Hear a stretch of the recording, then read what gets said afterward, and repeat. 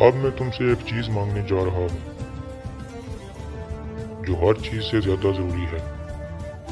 मैं तुम्हारे लिए क्या कर सकता हूँ नयान? सुंगर तेकिन के पास एक मोहर है।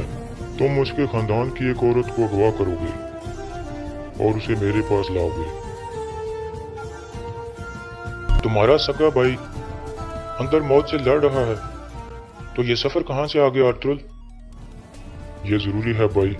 क्या मतलब है ये जरूरी है? अस्सलाम वालेकुम नाजरीन। इस किस्त के आगाज में हकीम अर्तुक सुंगर तेकिन के जख्म पर टांके लगा रहा होता है। ये बहुत ही तकलीफ दे मरहला था। सुंगर तेकिन के मुंह में लकड़ी का एक टुकड़ा रखा जाता है। टांके लगने के दौरान सुंगर तेकिन दर्द की वजह से जोर जोर से कराता है। जो बाई रहमा खातून भी सुन रही होती हैं।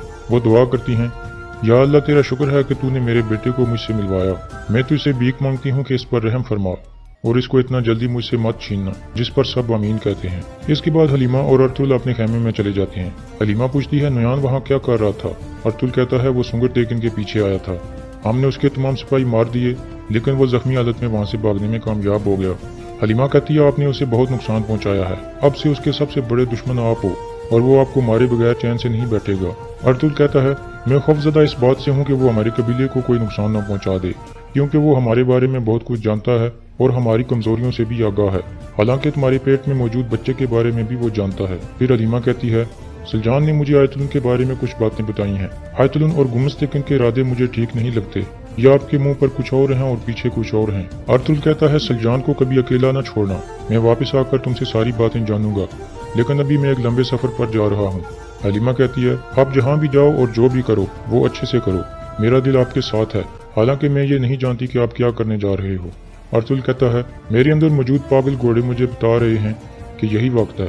हलीमा कहती है, इंशाल्लाह एक दिन वही पागल घोड़े आपको बताएंगे कि हलीमा सुल्तान को मजीद अकेला नहीं छोड़ना। जिस पर अर्तुल मुस्कुराने लगता है और उसका माथा चूमता है और कहता है, मैंने सुना है कि जुदाई प्यार को मजीद बढ़ा देती है, लेकिन अल्लाह करे ये जुदाई दिलों में ना हो। दूसरी तरफ आयतुलन और गोंजा गुल गुंदोगदो और तुतेकिन की तारीफें करती हैं कि वो जंग से कामयाब होकर लौटे हैं। गोंजा गुल कहती है, सलजान तो कहीं नजर ही नहीं आ रही।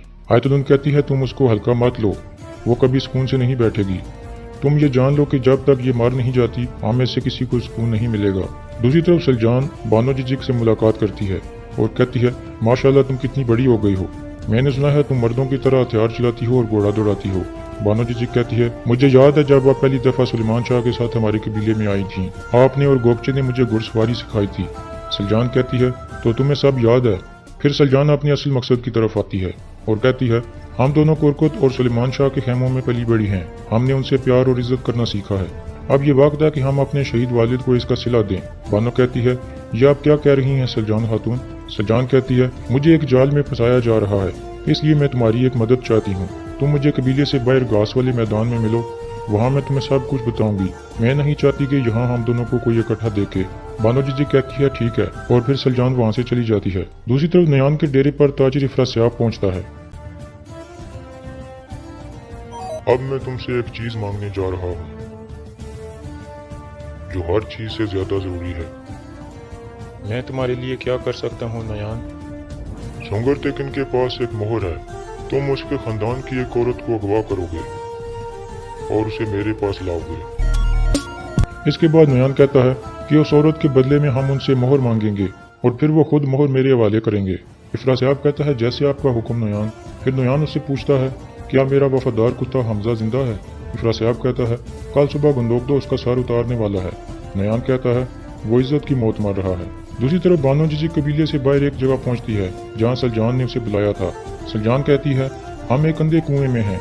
ये हमारी जिम्मेदारी है कि हम अपने कबीले को इस बदनीयती से बचाएं। बानो कहती है, मुझे कोई समझ नहीं आ रही कि आप क्या कह रही हैं। सलजान कहती है, कुरकुत सरदार के खेमे में एक आफत है जो दोनों कबीलों को जहर आलूद कर रही है और सिर्फ तुम हो जो मुझे इस आफत से बचा सकती हो, और ये आफत आयतुलन है। ये सुनकर बानो बहुत गुस्से में आ जाती है और कहती है, तुम ये सब कैसे कह सकती हो? मुझे तुम्हारा दिमाग खराब हो गया है। सलजान कहती है, आयतुलन ने मेरी एक चीज़ अपने खेमे में छुपाई हुई है, अगर तुम वो ढूंढने में मेरी मदद करोगी। बानो उसकी बात काट देती है और कहती है, बहुत हो गया, मैं सरदार को या उनकी औरत को धोखा नहीं दे सकती और आइंदा मेरे करीब मत आना वरना तुम पछताओगी। फिर बानो गुस्से से वहाँ से चली जाती है।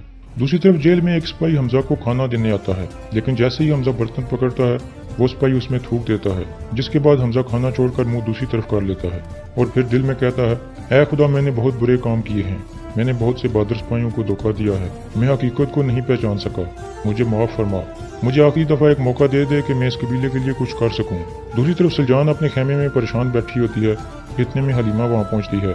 सलजान कहती है, मुझे लगता है कि कुरको सरदार की पहली बीवी को भी आयतुल्लाह ने मारा था।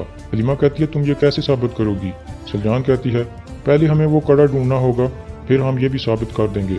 क्या इस काम में तुम मेरा साथ दोगी? हलीमा कहती है, हाँ मैं दूंगी, जिस पर सलजान खुश हो जाती है।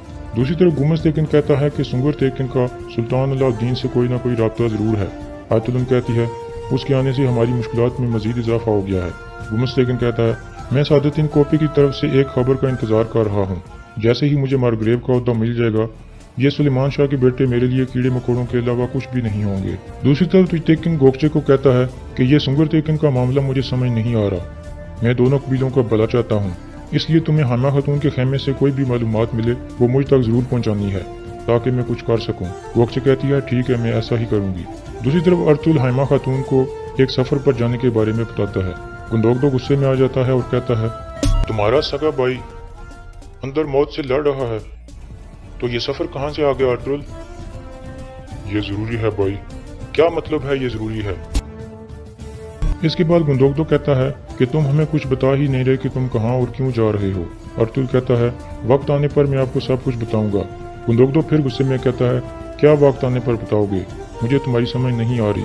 तुम कहते कुछ और करते कुछ और हो। तुम्हारा हर कदम एक राज है। तुम अपनी मुश्किलात के बारे में बताओ ताकि मैं भी तुम्हारी मदद कर सकूं। फिर अर्तुल खड़ा होता है और कहता है, भाई मैं एक दिन आपको सब कुछ बताऊंगा, लेकिन आज नहीं। लेकिन गुंदोगदो फिर बोलने लगता है तो हाइमा खातून उसे रोक लेती हैं और कहती हैं, बहुत हो गया बेटा, सुंगर तेकिन अंदर जिंदगी और मौत की जंग लड़ रहा है। लेकिन गुंदोगदो मुतमईन नहीं होता और गुस्से से वहाँ से चला जाता है। उसके जाने के बाद अर्तुल हाइमा खातून से कहता है, मैं जल्द वापस आ जाऊंगा, आप परेशान ना हों। हाइमा खातून कहती हैं, अगर तुम गए और वापस ना आए तो तुम मुझे सुंगर तेकिन जैसा दुख दोगे, और अगर ऐसा हुआ तो जान लो मेरी मौत की वजह तुम बनोगे, क्योंकि मैं इतनी मजबूत नहीं हूँ कि एक और बेटा खो दूं। इसके बाद अर्तुल उनका हाथ चूमता है। गुंदोगदो जेल में हमजा के पास पहुँचता है और उसके पिंजरे में दाखिल हो जाता है। फिर हमजा से पूछता है कि वो कुत्ता नुयान कहाँ है। हमजा कहता है, मुझे नहीं पता, मुझे सिर्फ एक बात का पता है कि मैंने गलती की है और मैं आपसे माफ़ी चाहता हूँ। गुंदोगदो शदीद गुस्से में आ जाता है और कहता है, सिर्फ खुदा ही तुम्हें माफ़ कर सकता है। इसके बाद वो उसे मारना शुरू कर देता है। कुछ देर मारने के बाद गुंदोगदो उससे सुंगर तेकिन के बारे में पूछता है। हमजा कहता है, नुयान उससे नफरत करता है। माजी में नुयान ने उसे ओगेडे से मिलवाया था, लेकिन बाद में सुंगर तेकिन सुल्तान अलाउद्दीन का जासूस बन गया था। इतने में गुमस तेकिन वहाँ पहुँचता है और गुंदोगदो से पूछता है, इसने कुछ बताया है? गुंदोगदो कहता है, नहीं।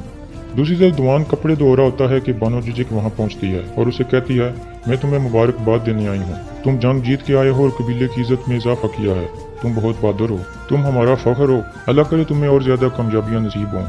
दुआन उसका शुक्रिया अदा करता है। इस दौरान सलजान भी उन दोनों को इकट्ठे देख लेती है और मुस्कुराती है। फिर बानो जिजिक चली जाती है और तुर्कत और बामसी वहाँ आ जाते हैं। वो दोनों दुआन को छेड़ने लगते हैं। सलजान भी ये समझ जाती है कि दुआन और बानो एक दूसरे को पसंद करने लगे हैं। दूसरी तरफ एक सिपाही गुमस तेकिन के पास पहुंचता है और उसे एक खत देता है कि ये सादुद्दीन कोपी की तरफ से आया है। खत पढ़ने के बाद गुमस तेकिन कहता है, सादुद्दीन ने लिखा है कि मुझे मारग्रेव बनाने के रास्ते में तमाम मुश्किलात दूर हो चुकी हैं, लेकिन उसने ये भी लिखा है कि ऐसा करने से हर चीज खतरे में पड़ जाएगी। आयतुल्लाह कहती है, इसका कोई हल नहीं है। गुमस तेकिन कहता है, हल है। सुंगर तेकिन के पास एक मोहर है। सादुद्दीन मुझसे वो मोहर चाहता है और हम वो मोहर हासिल करके रहेंगे। और यहाँ इस केस का इख्तिताम हो जाता है।